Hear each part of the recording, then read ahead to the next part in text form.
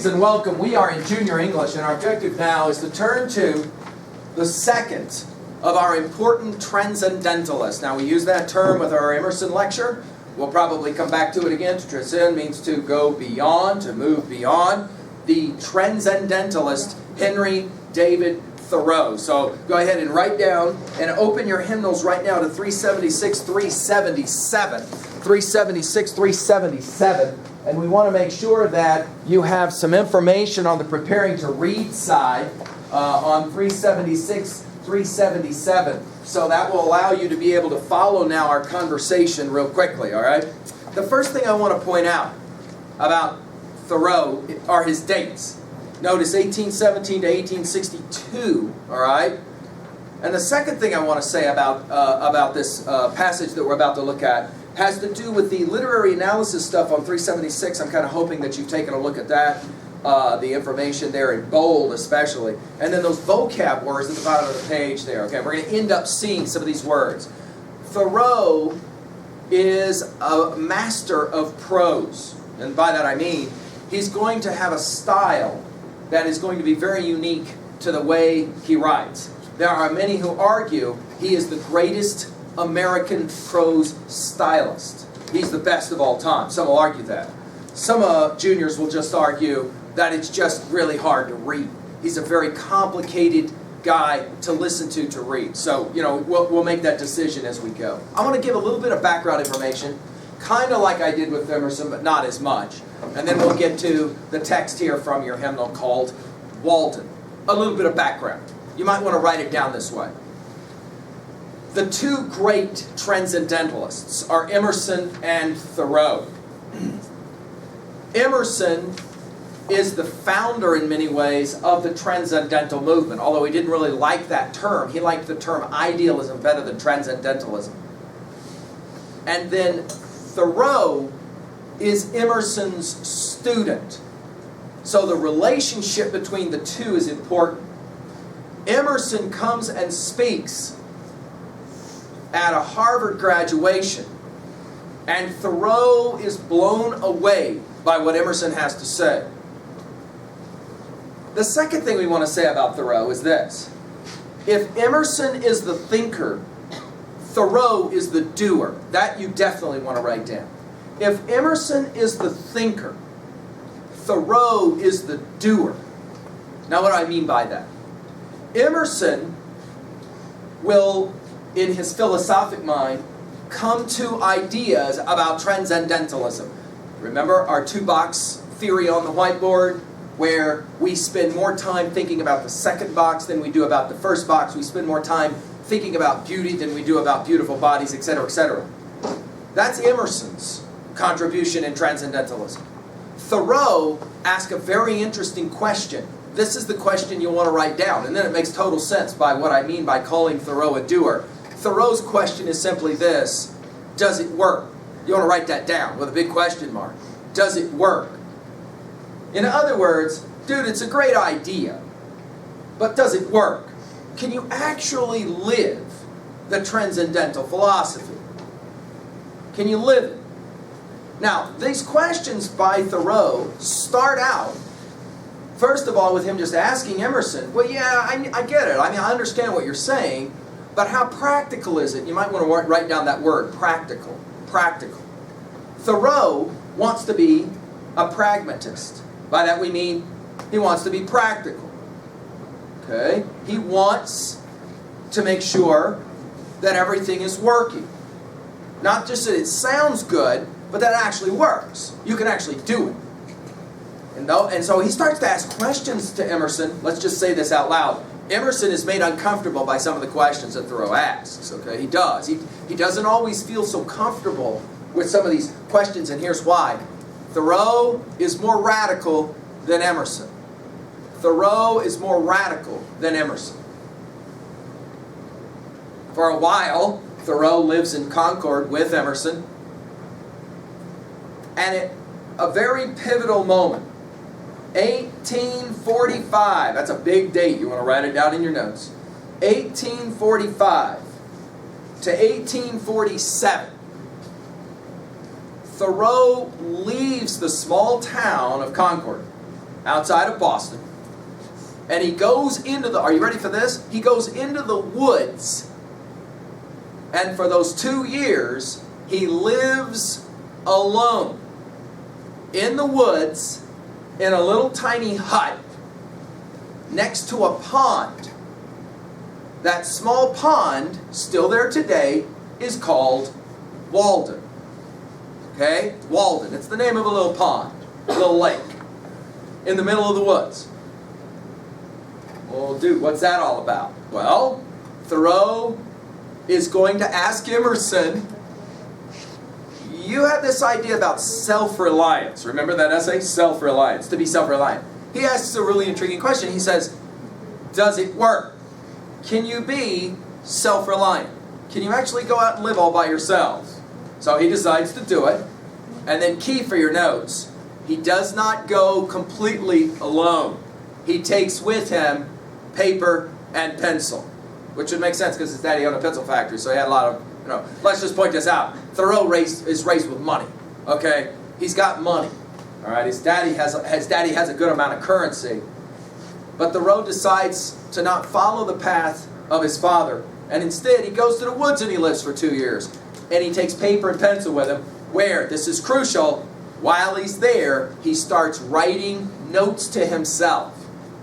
Journals. Are you familiar with the concept? Journals. Where you just kind of write ideas down on paper for 2 years. Now, this is not to say that Thoreau lived the life of a monk. It's not like he didn't see people. He does. He does see a number of people. In fact, after a while, people started to hear about this crazy guy that's living out in the woods all by himself, and they came to visit.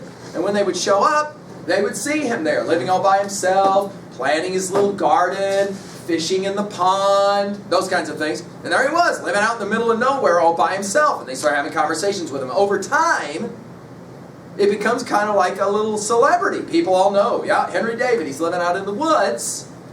And then, in 1847, his project is done and he moves back to Concord. And he lets people, including Emerson, start to read some of the stuff he wrote while he was out there in the woods. And several people say to him, dude, I think you should let other people read this. Why don't you publish it? And he was like, nobody wants to read that crap. It's just notes to myself. And they're like, no, I think you should publish it. And so he does publish it. He calls it simply Walden. All right, Walden. And it becomes one of the greatest single-selling texts of all time in American literature.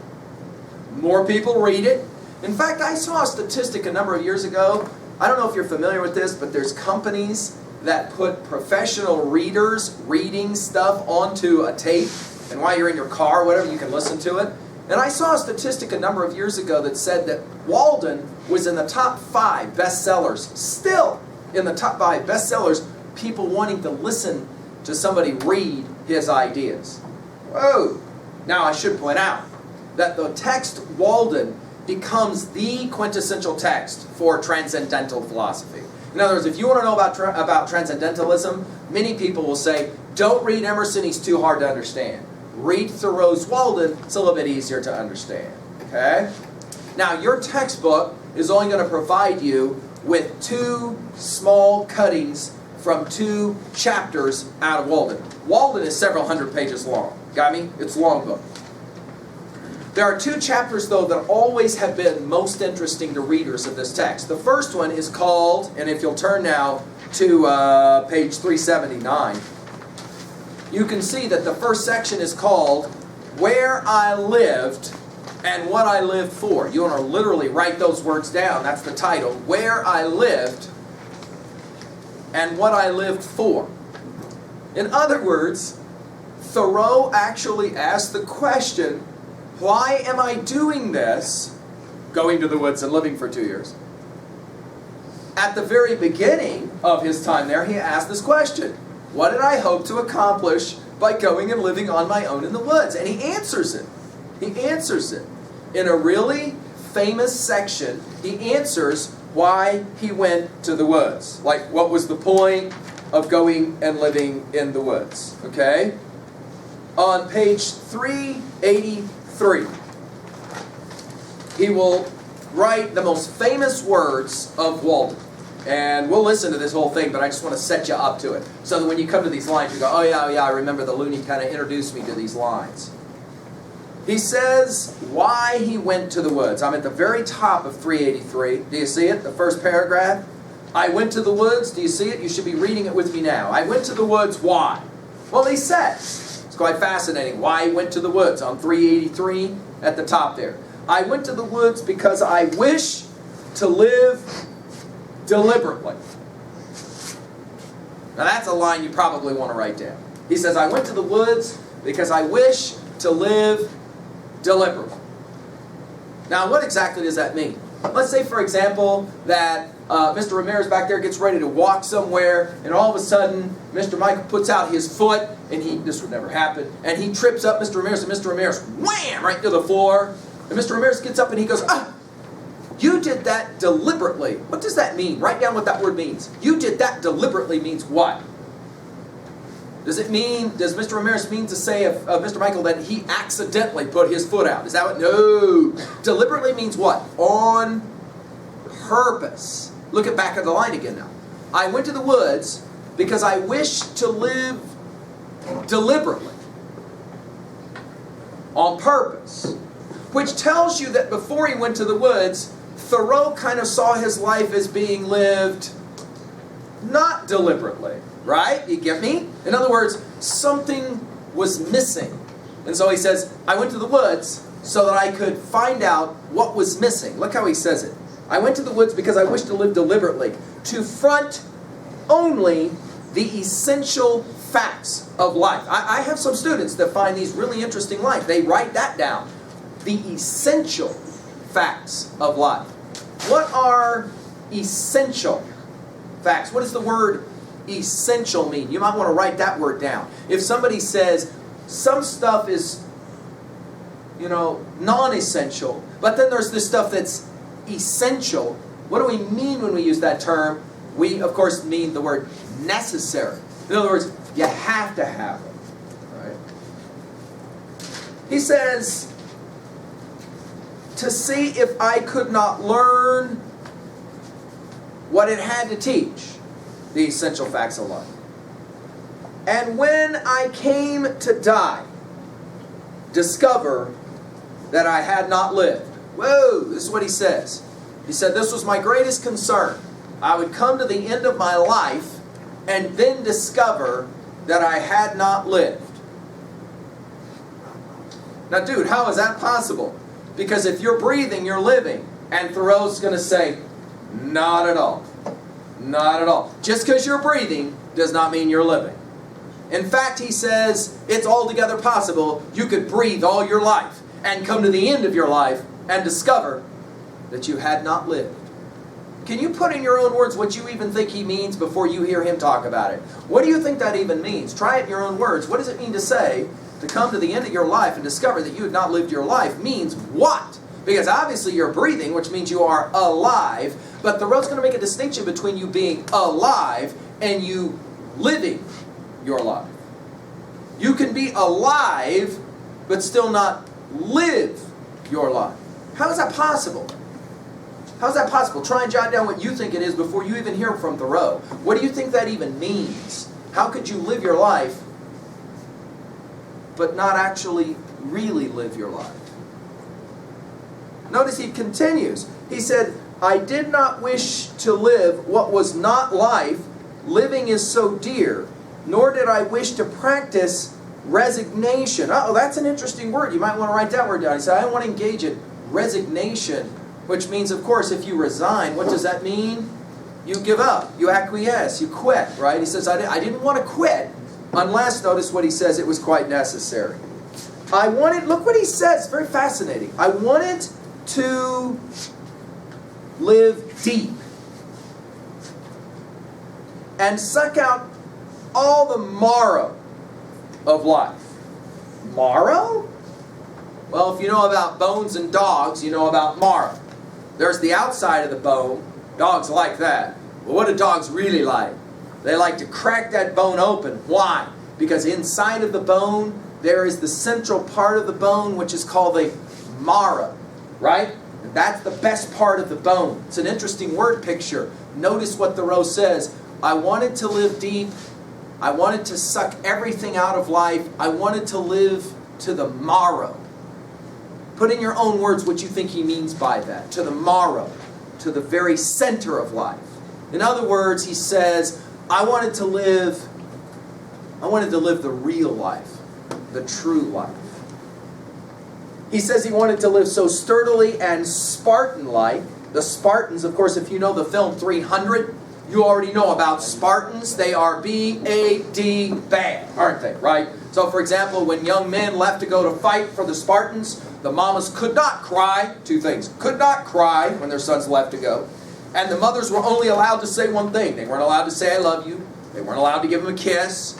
Spartan moms were not allowed to say, I hope nothing bad happens to you. None of that stuff. Spartan mother was only allowed to say one thing, and it was, return with your shield or on it. Which doesn't mean a lot unless you know that the Spartan shield was the length of a young man's neck to his knees. In other words, come back a winner or come back what? Dead. That's right. Come back a winner or come back dead. Whoa! Those cats won a lot of fights. You can imagine why. Right? What does it mean to say he wanted to live Spartan-like? What does that even mean? I wanted to live Spartan-like. Well, see, we're back to this thing of essentials, aren't we? We're back to this thing about what really matters in life. Okay? Had this student, and I taught him for a number of years, and he came to me in his senior year, in the spring of his senior year, and he said, my parents are giving me my graduation present. Now, I knew that this young man came from some wealth, and so I was interested to know what it is that they had given him. A new car, a new truck, a condo somewhere in a Caribbean country, what it was.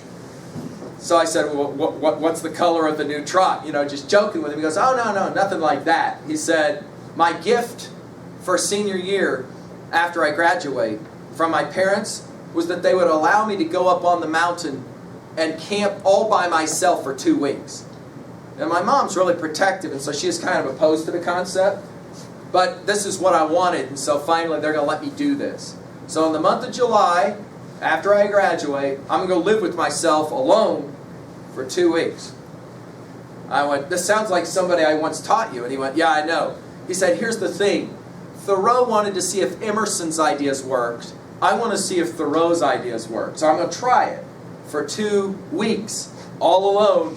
I'm going to go up and I'm going to go camping all by myself. Now, this was a kid who knew the mountain pretty well, so he could get way back in wilderness area where he was absolutely guaranteed he would not see anybody for 2 weeks, and that was a big part of it. He didn't want to see anybody for 2 weeks. He just wanted to try it.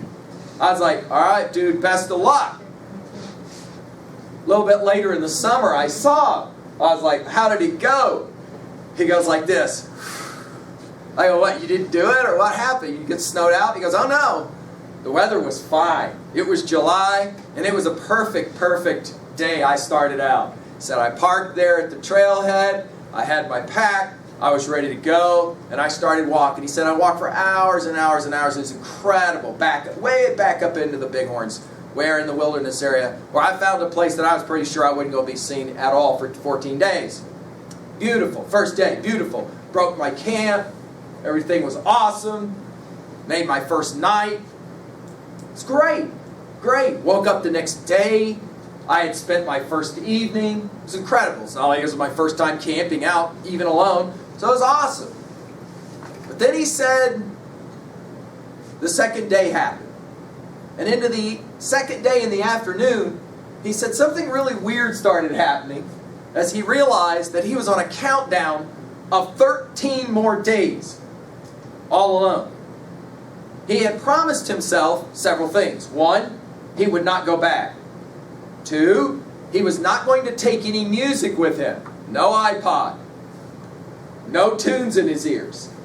He also promised himself that he would only take along one other text with him, and it was Whitman's Leaves of Grass, a poet that we'll talk about later. And that's it. He wasn't going to take along any distractions. And so he kind of found himself sitting there, sitting. And he'd look at his watch.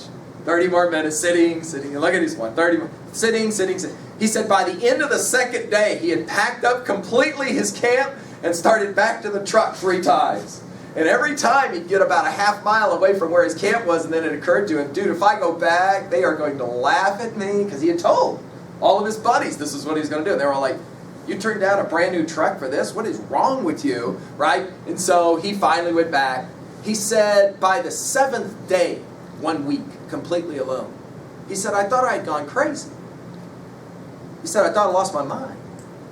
He said, I could stand and scream as loud as I wanted to. I need help. I need help. I'm all alone. I need help. A big bear's coming together. I need help. There ain't nobody there.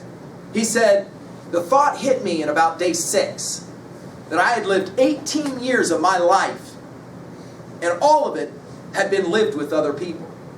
Right within touching. He said, the first thing I did when I got in a vehicle was turn on music. First thing I did when I went home was turn on something. He said, I always had noise or a voice always there. Always. All my life, he said, I had been told what to do, told what not to do. All my life, I had been surrounded by voices. And he said, and here I am in total silence. That's what freaked him out the worst, he said. Total silence. He said, I'd start talking out loud just so I could hear a voice. Because after a while, I realized I had lived 18 years of my life always with noise. Never with silence.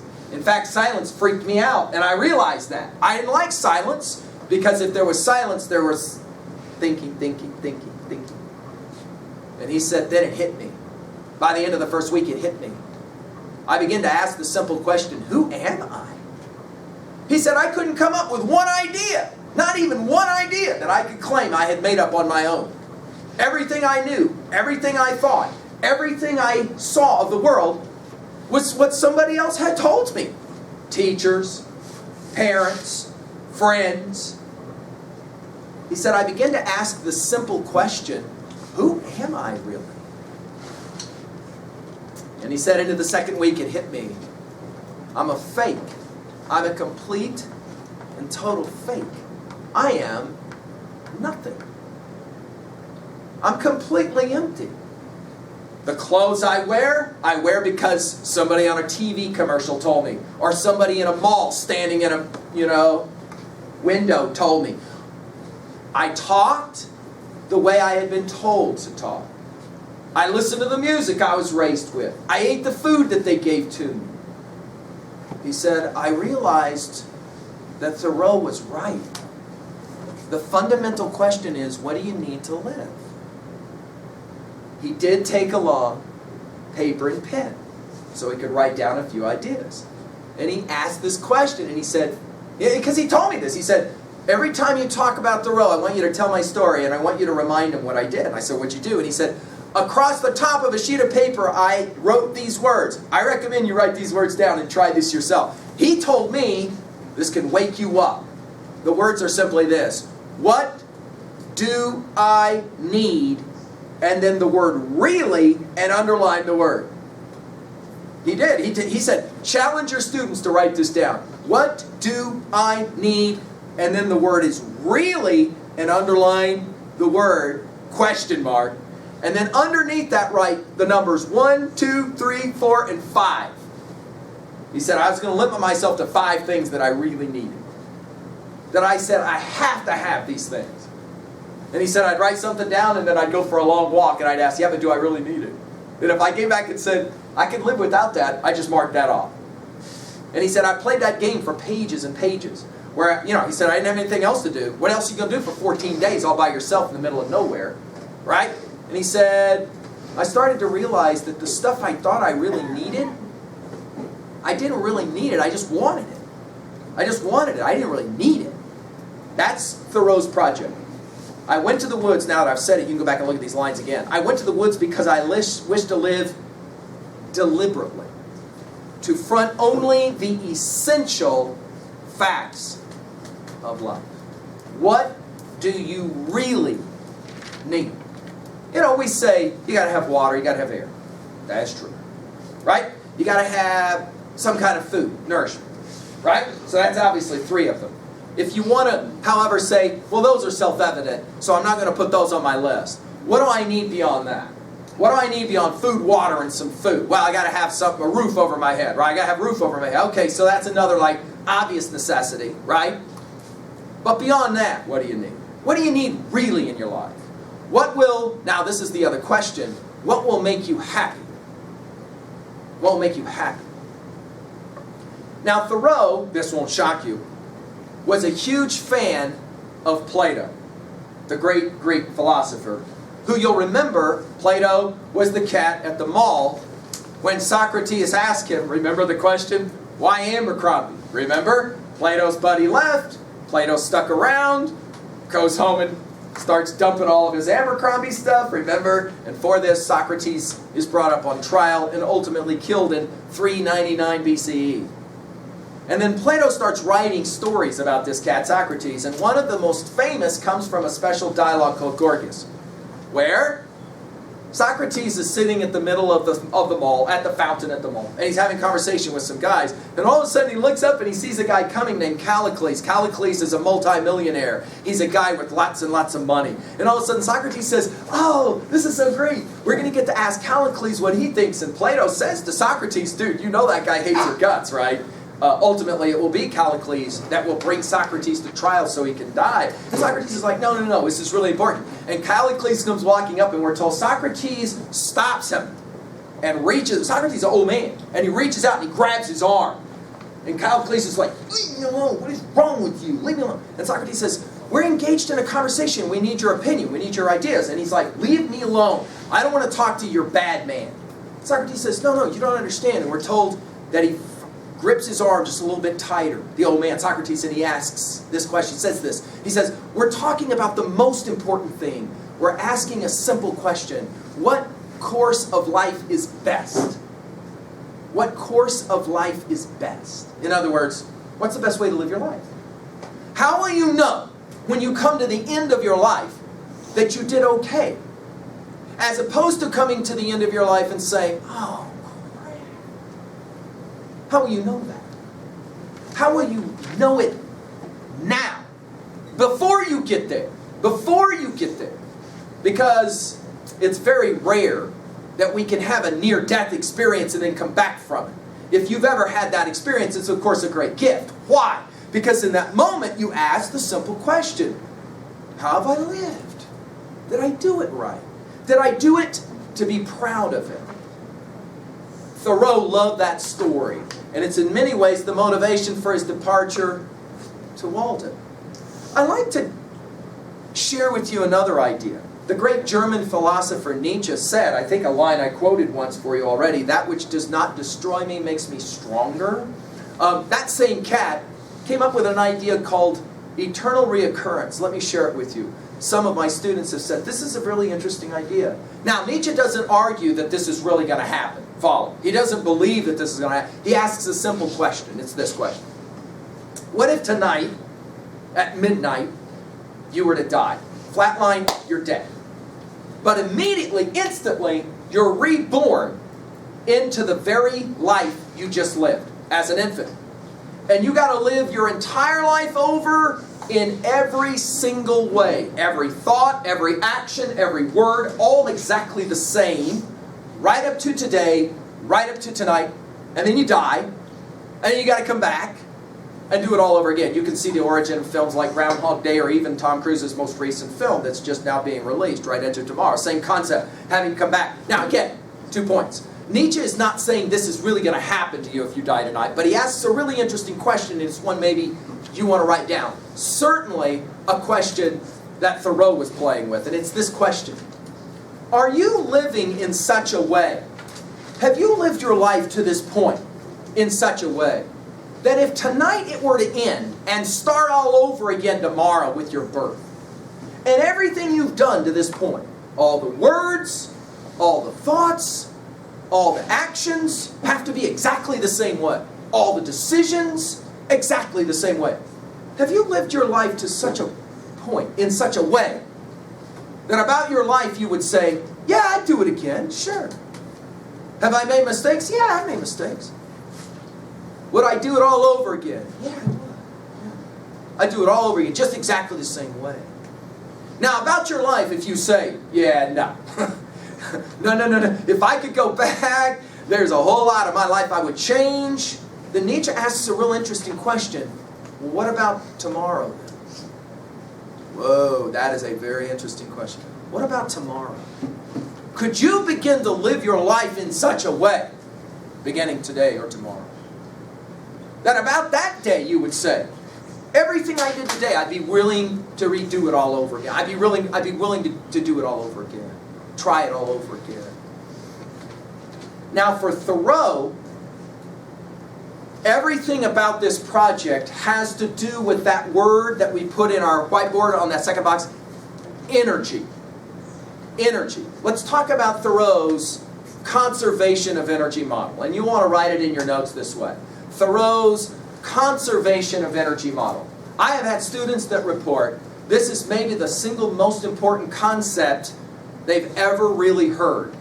And Thoreau will play this game. Now, I got to tell you, the ideas that I'm presenting are predominantly Thoreau's and many others, but they're going to be told with word pictures that are maybe kind of Mr. McGee's, all right? But I think they work for you. Watch this.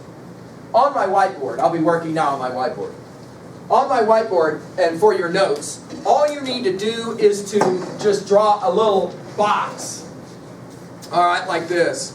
Only it's not actually a box. What it is I want you to think about that as being, for example, I don't know, let's call it a milk carton, shall we? It's like a milk carton, okay? If I were to bring in a milk carton and set it in here and it's completely full of milk, the stuff on the inside, that is to say, another way you can think about this is a gas can. I've often taught it that way, a gas can or a milk carton. What's inside is your energy, okay? That's your energy. And in the morning when you wake up, see, watch my whiteboard and this will make sense. In the morning when you wake up, if you've had good sleep and you're drug-free, that's a big one, right? Then you have all of your energy, right? So it's completely filled. Your milk carton is completely filled. Got me? And then you come downstairs, you're ready to have your breakfast, whatever. And all of a sudden, you start having a conversation, maybe with somebody, or maybe it's your mom or something like that, and you get into a little bit of a fight. You start expending energy, what we'll call it. It's like somebody taking an ice pick. Do you know what that is? Big pointy ice pick or a sharpened screwdriver. And they pop a hole in the side of your milk carton or your gas can. And you start leaking milk or gas. You start leaking energy. All right? Come to school, normal school day. Have a few conversations with people. One of them, again, is maybe a little bit negative or whatever. And through the course of your day, right? Every time somebody starts jacking with your energy levels, it's like somebody popping an ice pick right into the side of your gas can, right? Through the course of your day then, the energy starts to go away. Let's say, for example, later in the day you got to go to work or you got to go to ball practice or whatever. And finally by the end, watch my whiteboard, by the end of the day, you sit down to do your homework. Right? And all your energy is gone. Right? Got me? Now about this idea, Thoreau makes 2 points which are really crucial. First of all, the first point he makes is that these losses of energy, that getting poked in the side of your milk carton or your gas can, are of 2 kinds, right? 2 kinds of sources of energy loss. The first, stuff you can control. The second, stuff you can't control. Okay? Now think about this. Like I said, I've had students that say, whoa, this is maybe the most important concept I've ever been taught. Think about it for a second. You have 2 sources of energy loss in your life. First of all, stuff you can control. Secondly, stuff you cannot control. All right? The second concept for Thoreau is simply this. It's totally intuitive once you think about it. He says, the key in your life, if you're going to be able to be happy, is you have to have large amounts of energy, not small amounts of energy, large amounts of energy. How do you do that? He says 2 things. 1, the stuff you can control, control it. Control it. If you have the power to control energy loss, then control it. So for example, you get in a fight with your mom or with somebody you care about. You start having words, and all of a sudden it hits you, I'm losing lots of stupid energy over this. I can stop it. So I do. I have control over that. All right? Probably one of the most famous examples of this is I gave this lecture, and the next day one of my students came in, and I overheard her say, well, I finally did it. And several of her girlfriends went, no way, you did? And she was like, yeah, I did it last night. They knew what one of the other students did, and he was like, what are you talking about? And all of a sudden she started talking, because she pointed at me. She said, it's his fault. She points at me. Now I'm getting involved. I'm like, what are you talking about, me? She's like, yeah, it's that lecture you gave yesterday about the gas can and the ice pick and the energy loss. And I was like, yeah. Because, you know, as a teacher, you got to be careful, right, what you say. I was like, yeah. She said, well, I did it. She said, last night I'm with my boyfriend of 2 years. He's not a very nice guy. He's not a very nice guy. He yells, screams. Sometimes does more than that. But I've always come back to him. And he knows that about me. I've always come back. I shared things with him, not just physically, when we were together. And so he took me for granted. But last night, he started in on me. And all of a sudden it hit me. Dude, it's like somebody taking a huge 12 gauge and putting a big old hole right into my gas can. So I looked at him and I said, I love you, but you're not good for me. And I'm gone. And he was like, whoa, whoa, whoa, what do you mean you're gone? And then she said, all I said was, you're costing me too much energy loss, and it isn't healthy for me.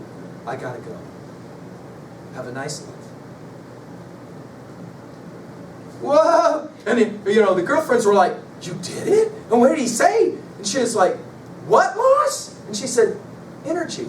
You know, like Thoreau's word picture about the gas can. Energy. I need more energy.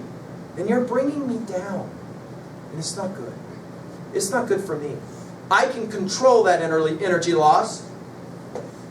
So I will. Have a nice life. She reported that on the drive home, she all of a sudden started to smile really big. And she turned on some music and started singing real loud. She said, I don't know why. If somebody would have seen me, they would have thought I was like nuts or something. She said, for the first time in a long time, I was actually happy. Because I realized I had been choosing, this is the key to this idea, I had been choosing to allow that energy loss all those years. I knew he wasn't good for me. I just didn't understand what to do about it. There's two kinds of energy loss, though. The second kind is the stuff you can't control. Well, what are you going to do with that? This is the stuff in our life we had no control over. Right? No control over it. A student of mine said that one of her earliest memories was standing at the top of the stairs while her daddy left. And she was begging him not to leave. And he walked out. Walked out. Never came back. By the time I met her, she was in her teens. And she said, I think about that every day. Every day. What would it have been like if I'd had my dad? I didn't. And he laughed. And I'm so mad about that. Still, I'm so mad. I'm so angry about that. And Thoreau asks one simple question. Could you control your dad's leaving? Be honest. Did it have anything to do with you? Be honest. Well, then you gotta, this is the key. You gotta let it go. You gotta let it go.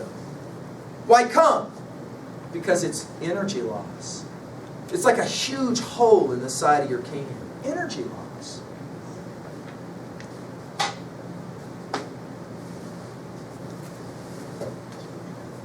Remember what Longfellow said in Psalm of Life? Trust no future, however pleasant. Let the dead past bury its dead. Act in the living present. Heart within and God around. Longfellow and Thoreau, they're contemporaries. They live at the same time. Very transcendental idea. It says simply this. The stuff you can control for good energy, control it. Control it. The stuff you can't control, you have to let it go. There isn't anything you can do about it. Can you undo the mistakes of your past? You can't. You can't. Can you change the things that are happening in your past? You can't. Well, then why keep bringing it up? Why allow it to continue to bother you? It is nothing more than wasted energy. And for students who have ever come to the end of days, months, school years, I sensed it a few days ago for a few of you when you walked in here for the first time. See, Thoreau has a word for that. It's called energy loss.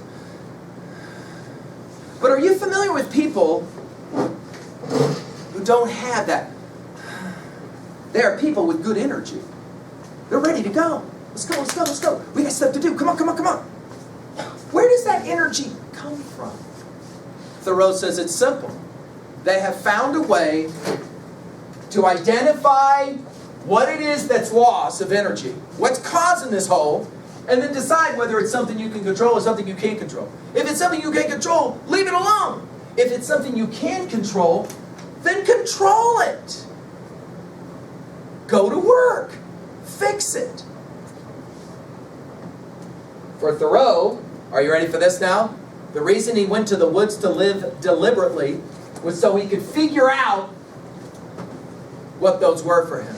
What are the sources of my energy loss? Hey, you know what? You could do a lot worse than this. Just sit down this evening and ask yourself, what are the 5 greatest sources of energy loss for me? What are the 5 things that are popping holes in the side of my milk carton or my gas can, or even maybe a 12 gauge that's leaving a big old hole in the side of my can? What are those for me? What are the top 5? And then about each one of those you list, ask a simple question. Is that something I can control, or is that something I can't control? And if the answer is it's something I can't control, you let it go. Because it's damaging your health. It's ruining your energy. Let it go. On the other hand, if it's something you can control, like for example your attitude about school, so you can control that. You can control that. Then control it. Why? Because it's your life. It's your gas can. See, we're back to transcendentalism again and self-reliance, aren't we? It's your life. It's your gas can. It's your milk carton. It's your life. So, if it's your life, why don't you L-I-V-E it? Thoreau will say in Walden it this way. Are you ready for this? Some of you will write this line down. It's a fascinating line. This is how he says it. The mass of men lead lives of quiet desperation. I'll say it again. The mass, that means most men, of men lead lives of quiet desperation. What does that mean? It's the argument we were making earlier in an earlier lecture on Emerson. To come to the moment of your death, 5, 4, 3, 2, ready to flatline. And everyone says the same words, oh my God. But to say it in the voice inflection of, what have I done? I completely wasted. I teach lots of seniors at Walden High School who will report that at the end of 4 years of high school, the one thing they recognize is how they wasted their time. Totally wasted their time. And it kind of depresses them. Thoreau says, dude, you can't undo the past. You can't go back and somehow fix all that. All you can do is go forward. But the way to go forward is to identify energy loss. At the very end of Walden, I'm on page 385, Thoreau has to answer the question, dude, why did you leave the woods? I mean, come on. You went and lived there for 2 years. I mean, if it was so great, then why come you're not still living there? See, because by the time, right, he publishes Walden, he's not living in the woods anymore. And the question is, how come you left? He knew he was going to have to answer that question. And in the same way that he had to answer the question for everybody else, he had to first answer it for himself. See, notice, my student said this to me, when he told his buddies that his senior gift to himself was 2 weeks in the woods alone, he knew their first question was like, why? He knew that was coming, and so he had to come up with an answer, right? And it wasn't good enough to say, because Thoreau did it. because that made it look like he was just another follower. So he had to come up with a good reason. Thoreau had to come up with a good reason. I went to the woods because I wished to live deliberately, to find only the essential facts of life. But then he had to come to a conclusion. And on page 385, we hear why he left. Look at it with me. Read it with me. He says, I left the woods for as good a reason as I went there. Now, you can put down the word reason, and here's another model for you. I like to throw these ideas at you, and then you just decide if they make sense to you or not. Thoreau says it this way. There's two basic ways to live your life. There's random, and there's intentional. There's random, and there's intentional. What's the difference? Well, for Thoreau, random just simply means you wake up in the morning, and whatever happens, happens, and you just kind of go through your day. And you've got no sense of why you're doing the things you're doing. You never ask, you just do it. They tell you to do this in school, you do it. They tell you to do that in school, you do it. That's just random. There's another way to live your life, though, and it's called intentional. Deliberately. In other words, you wake up in the morning and the first question you ask is, why do I have today? What am I going to accomplish today that I didn't get done yesterday? Remember? Not enjoyment, from Longfellow's Psalm of Life. Not enjoyment and not sorrow is our destined end or way, but to act that each tomorrow find us further than today. In other words, intentional. Before you go to sleep at night, Thoreau liked this idea. You ask, what did I accomplish today? Did I do anything today that was important? Did I say thank you to somebody who helped me out? Did I help somebody who needed helping? Was my life totally lived just about me, which is, of course, in the end, very boring? Or was it about trying to share something with somebody else? Even if it's something as simple as, instead of pushing away from the table and running off to eat your meal after you eat your meal, I dare you to try this tonight. Whoever makes a meal for you tonight, if it's not you, and for a lot of you, I know it is you, but for some of you, somebody else will make that meal. Just for a second, say to that person, I need you to hear what I'm about to say. Say it to them this way. I really do. About the meal you just made me. And all the meals you've made me before. I just want to say thank you. I mean that. Listen to me. I want to say thank you. And then just sit back and watch their response. Honey, are you okay? What do you mean, am I okay? I'm just thanking you. No, but I mean, are you all right? Mom, I'm fine. I'm just saying thank you. The thought occurs to me that I've been living on this planet for over